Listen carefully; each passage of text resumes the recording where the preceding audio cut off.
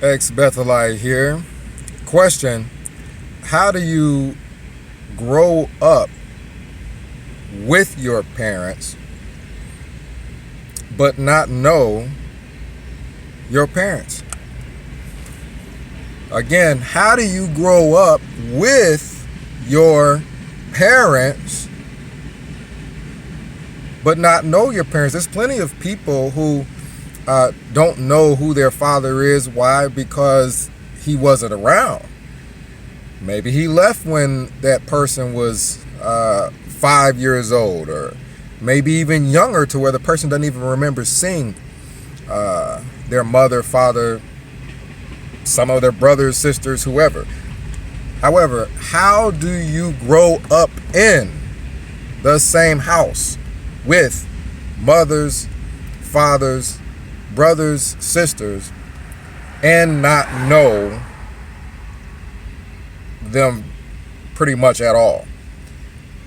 This is something that is going on far too often. I'm not going to go so far as to say that this happens in 100% of Jehovah's Witness families. And that's the perspective that I come from, because that's what I was raised. I was raised Jehovah's Witness, so I'm not going to talk about Catholic or Baptist or Pentecostal. I wasn't raised in that. My knowledge is limited. I'm going to talk about what I was raised, and as I grew up, talking to some of the ones that I grew up with, seeing their father on the platform, seeing their mother give comment after comment at the meetings, maybe even pioneer, I find out later there was neglect in that home. That person didn't even know who their father was. Didn't really even know their mother that well. Brothers and sisters, they couldn't tell you 5 things about that person. I can definitely see how that is possible. Growing up, I recall meetings being a priority. You have to show up at the Kingdom Hall.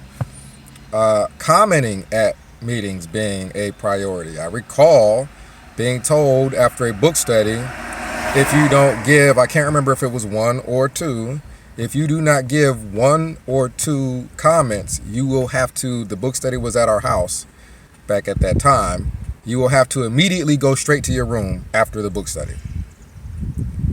Commenting was a priority. Anything in front of other people, see, anything in front of where everyone can see it happening is a priority. Giving talks, why?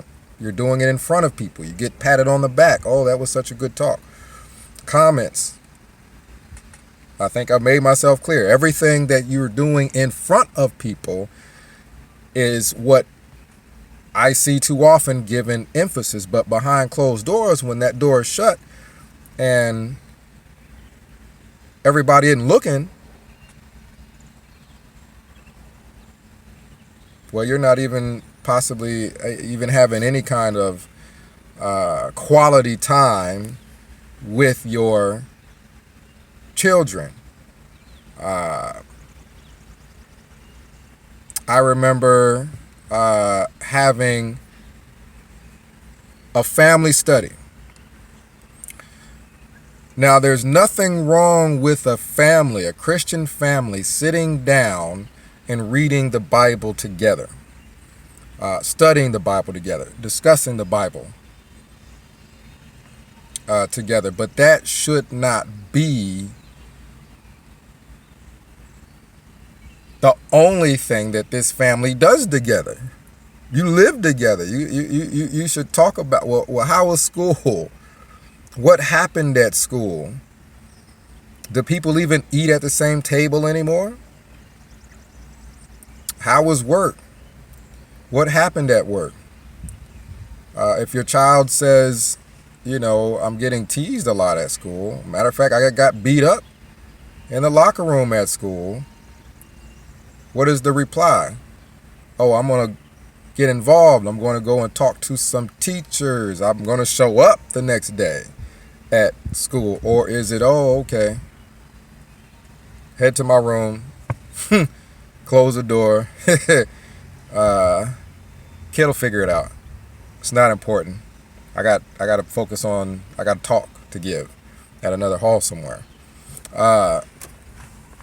This is talking a lot about, me and my personal life, but I was very quiet growing up. I remember being teased pretty often at school, going to school, having to wear super tight service pants. I remember having to hurry up and get ready for field service, and then after field service, my mother was going to drop me off at summer school. Well, the pants I found were super tight. I did not want to wear them, but we got to go. We got to meet for service. So I'm in these super tight pants, super tight. Oh man, tight. And after service, I get dropped off at school. Now, there's no point that I know of where a parent just becomes completely unaware of social interactions. And if I drop my kid off in these super tight pants that are flooding and dress shoes and a dress shirt, he's probably gonna get teased all day. You know that. You don't care. You don't care because it has nothing to do with anything in front of an audience of people. There's certain things about my parents. I've texted, parents questions about their upbringing and things like that just to know. There's certain things you just kind of want to know. You just wonder why, because I could count on two hands the conversations, the in general conversations. I don't mean conversations where you're getting yelled at because you didn't cut the grass or something like that. I mean quality time conversations. I can count on two hands how many times that's happened. I could probably count on one hand. I remember asking my stepdad all kinds of questions while we were in service. Why? Service was the only time we'd be together where I can ask him a question about anything. And oftentimes that's just time in between walking from one door to the next that you have time to talk, because once you get to the door, well, you got to stop talking. All the focus must now be not where it ought to be on that person's child, but on who this stranger at the door. See? Because if you get a Bible study, you get a pat on the back and you get to show that off in front of an audience. See, but telling your kids what it was like for you growing up and how you feel about things in life, that's not done in front of an audience, so who cares? I have heard this time and time and time and time again, and it's happening too often for me not to touch on it.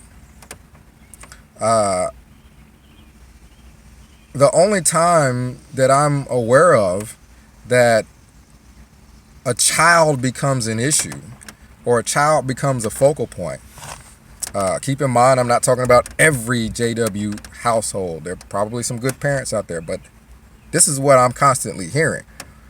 I'm not hearing from people, oh man, me and my parents are super close, siblings super close, we got a tight-knit family. All I'm hearing is shunning. I haven't spoken, even if they're not shunned, I haven't spoken to this parent and forever. If I do speak to them, the only thing that they will talk about is illustrations they heard at the Kingdom Hall. There's no real interest in the child at all, what's going on in their life at all. All they want to talk about is door-to-door knocking and something that they found interesting that they heard at the Kingdom Hall. I don't even think these people know there's anything wrong with this. This has been going on for so long. I don't think that these people even know there's anything wrong with it. I've mentioned this before.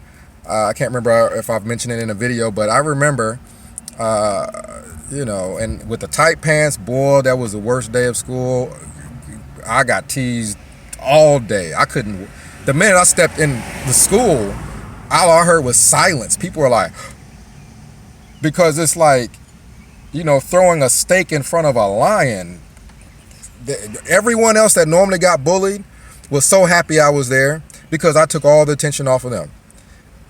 I was the sole focus of every joke in that school that day. Moving along, I remember walking, and I'm going to have to cut this short because I got to get ready to head to work. I was walking to back home from school, and no one was home. I was ringing the doorbell. No one was home. I can't remember if I was in 4th grade or something like that. My school was probably just 4 blocks away from my house, so walking was something I was accustomed to walking to school and back home. And I got home. No one was answering the door. I think my mom was in service, and I think my dad was, I'm pretty sure my mom was in service, and I think my dad was at work, or my stepdad was at work. And I just didn't feel like standing outside, you know what I mean? Or in the breezeway. There's a breezeway, and then there's the regular door. I can't remember I'm pretty sure I can get in the breezeway, and I can get in the backyard, but I couldn't get in the front door. And so I went in the backyard because there's a door leading to the basement. And as a little kid walking around with a backpack, I'm thinking maybe I can get in the house if I go in the backyard, go down some steps, and there's a door leading into the garage from the back. I'm a kid thinking about sneaking into my own house because there's no one there because, service is more important than you being able to get in the house after school. So I try to open the door, I wiggle the door, and it wiggles all the way, which means the handle is not locked. So as a kid, I'm like, I can get in the house. I'm like, yes. And then so I push the door, and it starts to open, and a smile, and then boom, there's a chain.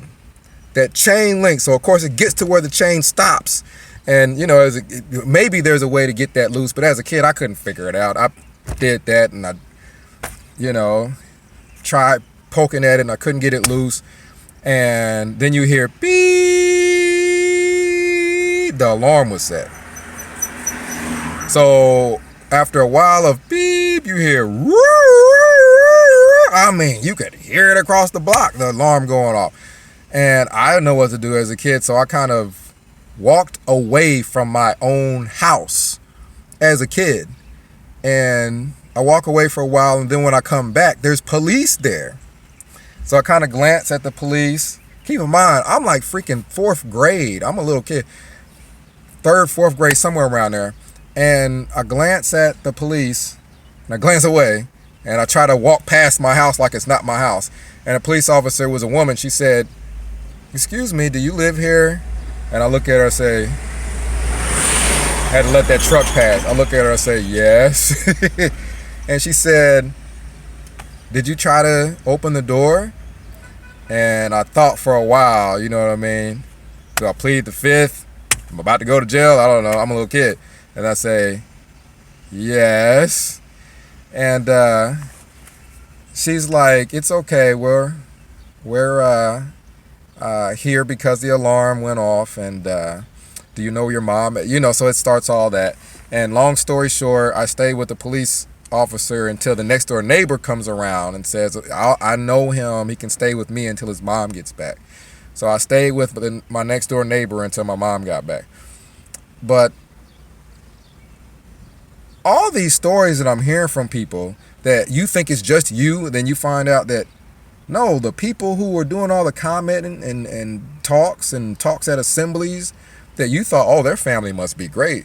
These people don't even know each other. Is any act Christian if your direct family members are not given that same treatment? If you're treating complete strangers because it's in an audience in a Christian manner, but you don't treat your family like that, or give any attention to your family. And a lot of people don't even know half their family because of this sort of thing, is that Christian? I'll leave you with that. This is Ex Bethelite signing out.